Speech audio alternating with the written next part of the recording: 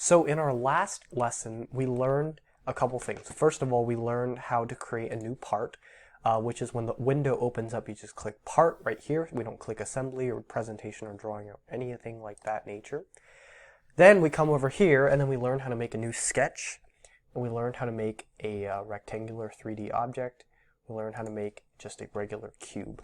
Now for this lesson, we're going to be learning how to make kind of like a simple cup like this. That is a cylinder. We're going to be learning how to make a sphere that looks like this. This is kind of like a cool metal ball. We're going to be learning how to make a long pole like this, long and skinny. So let's go ahead and get started. So first of all, let's start with the pole. I think this is probably the easiest one to do. So first we're going to create our new 3D sketch. And then go ahead and think about which plane we're going to be using here. Take a few moments and think about which plane we're going to be using. So we're going to be using this XZ plane because I want the bottom of the pole starts on ground level. And the one that looks the most ground level to me here is the XZ plane. So we're going to choose the XZ plane. And then we're going to use our circle tool. I mean, there's a couple ways to do it. So I think first let's do the arc point tool. So let's go ahead and make this rise 1 inch. And then we're going to do 0.5. And then once again, 0.5. So that's one of the types of arcs that you can do. Another type of arc that you can do is a tangent arc, which looks something like this.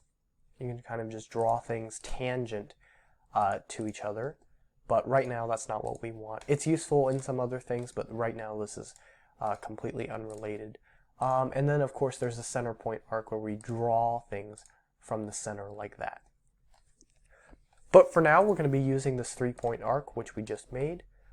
Take note of the amount of lines that we have. So we have this. We have a 0.5 inch here, and then we have another 0.5 inch here, and then we have a 1 inch right here. So we're going to finish our sketch. We're going to extrude.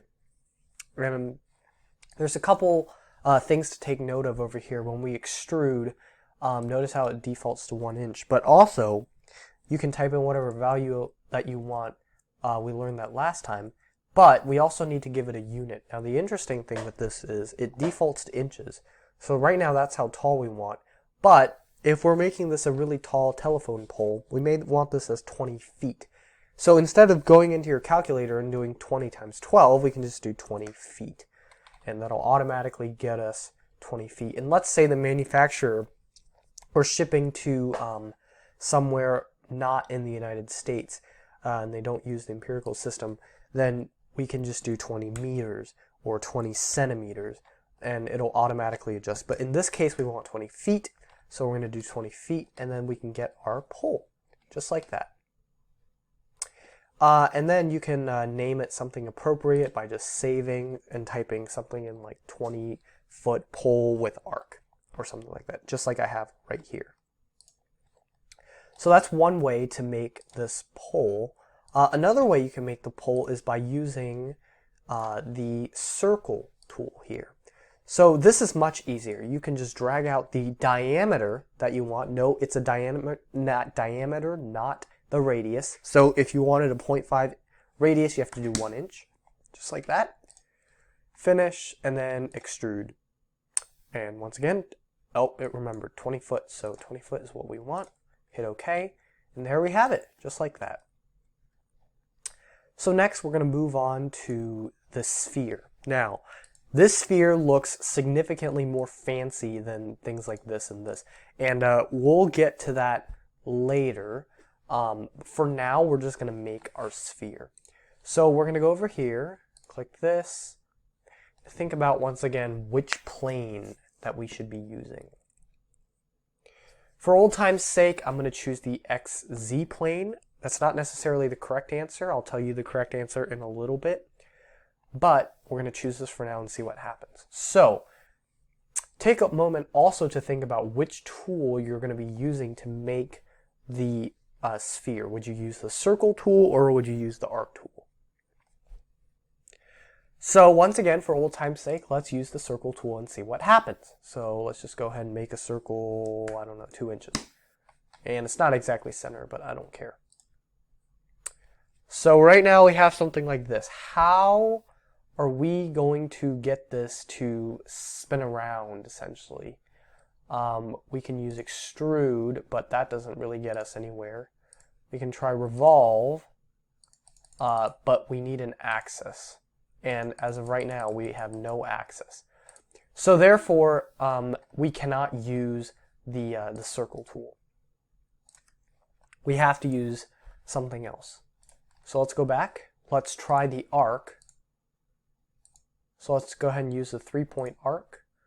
Go ahead and make this 1 inch. And pull this out 0.5 inches. Finish sketch. Actually, I'm not completely done. Let's go ahead and get back in here. Let's draw a line down here, because remember, we want that axis. Finish. And now we're going to do revolve. Because if we do extrude, it's just going to give us a half moon. So let's do 2 inches. If we do this, it's just going to give us a half moon, and that's not going to get us anywhere. So we're going to use the Revolve tool. This is going to be the first time that we're using the Revolve tool. Let's see here. So one profile, which is this face right here, click axis, this, boom. There we have it. So that's our sphere right there. But notice how exactly, it's not something that, it's not exactly how I would picture a sphere. Because a sphere, once again, sits on your table. And I don't want to have something revolve where it goes into the table, if that makes sense. I want it to go this way rather than this way. And so that's why, instead of using this XZ sketch that we normally do, I want to use the XY or the this YZ plane. And you can kind of look at the difference here. Because I think it's a little bit easier visually for people to understand. Oops, let's go ahead and make that. Let's go ahead and make that straight on. Let's go ahead and pull back 0.5 inches. Finish. Let's see actually if I can revolve. No, I can't. Okay, so with this, you have to remember to draw your line down and make a half moon shape so that it's complete. So once again, we're going to do revolve. Get defaults to that. That's your only plane. You got to make sure you select the axis. We're selecting this one axis. And notice how it is now spinning this way rather than this way. That's what we want. A ball, you know, it spins this way. It doesn't spin. It doesn't get made that way. You know, I personally think it's easier, but if you want to do it the other way, totally okay as well. As long as you get the end result that looks something like this. This is our sphere. So if you ever needed to design a sphere or something like that, this is how you would do it. Let's see here. And then our final step we're going to be doing is making something like this nature. So this is more practical, you know. There's not that many instances where you need to make a 20-foot pole or make just a sphere for no reason. But this one, you know, if you wanted to 3D print a cup or if you wanted to 3D print, you know, a pencil holder or something like that, then this may be useful. So we're going to go back here. And then we're going to open this up. And once again, it sits on the bottom. So this time we can use the XZ plane. So when we're going to use this. And then let's just say that I want this cup to be, let's say I want it to be 1.5 inches in diameter. So let's go ahead and do that. And we're going to finish as per usual. We're going to extrude like this. So let's go ahead and make this a little bit taller. Let's make this 6 inches tall. Finish. Okay, that's a little bit too tall. So let's go ahead and edit this extrusion. Let's go ahead and make that 4 inches tall. That looks more reasonable. Okay, so once we have this, then what you can do is you can click this button and it'll open up this little notepad with a pencil thing on top. That means that you can create your own sketch. So you're not constrained to the 3 planes that you saw at the beginning. In this case, I want to create a hole inside of this inside of this thing. So I'm just going to click right here on this face. So you can create a sketch within a sketch, essentially, kind of. A sketch after you've extruded something. And so once again, we're going to open this up. Let's just say I want the this to be 1.3 inches, like that. And then we can finish sketch. And here's the cool thing with this. So there is a hole tool, but I would say that this is probably a little bit more simple than the hole tool. So right now we can see here, let's just put this 1 inch so that we can see. You can either create something that goes on top of it so that the original radius stays put, but we have additional fillings on top of it.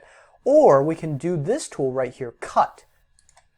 And so that cuts in to your previous sketch like this. Now, I think we had made that 4 inches tall. So let's go ahead and make this. If we use this through all, what that does is it cuts completely through the whole bushing. And so if there was an instance, if you were making something very large, like let's say 240 foot, and you forgot to write that down and you need to cut through the entire thing, this is useful because you don't need to sit through and remeasure everything, and you can just do through all.